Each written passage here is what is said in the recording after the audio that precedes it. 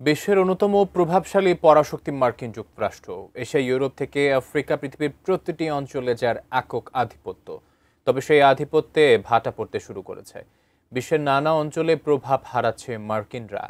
একে একে মুখ ফিরে নিচ্ছে রাষ্ট্রগুলো। মার্কিন প্রভাবকে ঠেকাতে গড়ে তুলছে বিকল্প শক্তিশালী জোট। তবে কি ধ্বংসের পথে মার্কিন আধিপত্য? বিস্তারিত আরিফ হাসানের প্রতিবেদনে।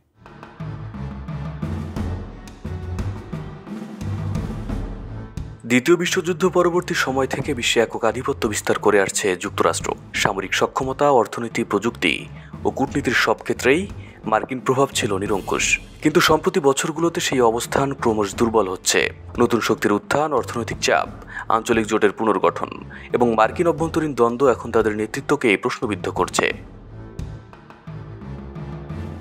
ওয়াশিংটনের সবচেয়ে বড় কূটনৈতিক অস্ত্র হল নিষেধাজ্ঞা। ইরান, রাশিয়া, চীন, ভেনেজুয়েলা, উত্তর কোরিয়া, প্রায় প্রতিটি প্রতিদ্বন্দ্বী রাষ্ট্রই মার্কিন নিষেধাজ্ঞার শিকার হয়েছে। কিন্তু এ ব্যবস্থার ফলশ্রুতিতে বহু দেশ বিকল্প বাণিজ্য ব্যবস্থা গড়ে তুলছে। চীন, রাশিয়া ও ভারতের মতো শক্তিগুলো মুদ্রা বিনিময় চুক্তি করছে, ডলারের বাইরে লেনদেন বাড়াচ্ছে। ফলে আন্তর্জাতিক বাণিজ্যে ডলারের একচ্ছত্র আধিপত্য দুর্বল হচ্ছে।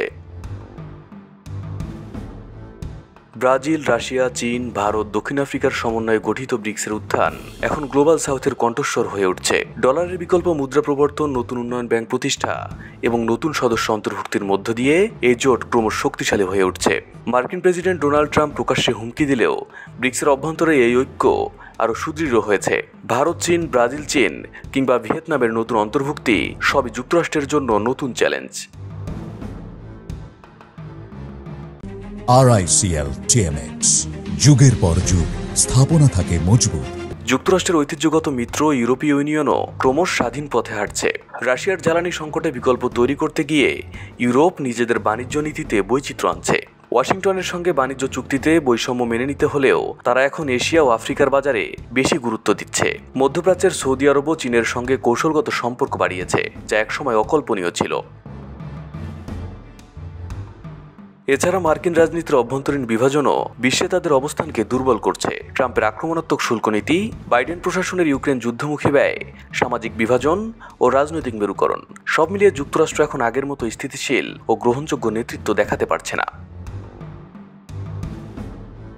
এদিকে মধ্যপ্রাচ্য ইস্যুতে যুক্তরাষ্ট্রের ভূমিকাও প্রশ্নবিদ্ধ করছে ওয়াশিংটনকে। ইসরায়েলকে অন্ধ সমর্থন, সামরিক সহায়তা, এমনকি গাজা ইস্যুতে নীরব ভূমিকা নিয়ে বৈশ্বিক ক্ষোভের মুখে যুক্তরাষ্ট্র। আবার দক্ষিণ এশিয়া এতদিন ভারতের চোখে দেখে আসলেও দীর্ঘদিনের সেই মিত্র ভারতও এখন দিক বদলিয়েছে। পুরনো দ্বন্দ্ব ভুলে ঘনিষ্ঠ হয়েছে চীনের সঙ্গে। রাশিয়ার সঙ্গেও সম্পর্কের গভীরতা আরও বেড়েছে।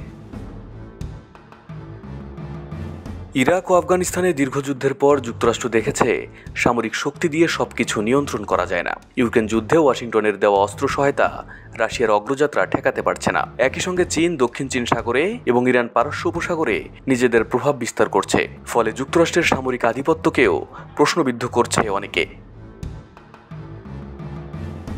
বিশ্ব ব্যবস্থা এখন অগ্রসর হচ্ছে বহুমুখী শক্তির দিকে। যুক্তরাষ্ট্র এখনও বড় শক্তি, কিন্তু আর একক প্রভাবশালী নয়। ব্রিক্স, চীন, রাশিয়া, আঞ্চলিক জোট ও নতুন বাণিজ্য বাস্তবতা প্রমাণ করছে মার্কিন আধিপত্য ক্রমশ দুর্বল হচ্ছে। ভবিষ্যতের বিশ্ব রাজনীতিতে একক কেন্দ্রের বদলে আসছে বহুকেন্দ্রিক ভারসাম্যের যুগ। হয়তো সেটিও খুব কাছাকাছি। Arif Hasan, ATN news.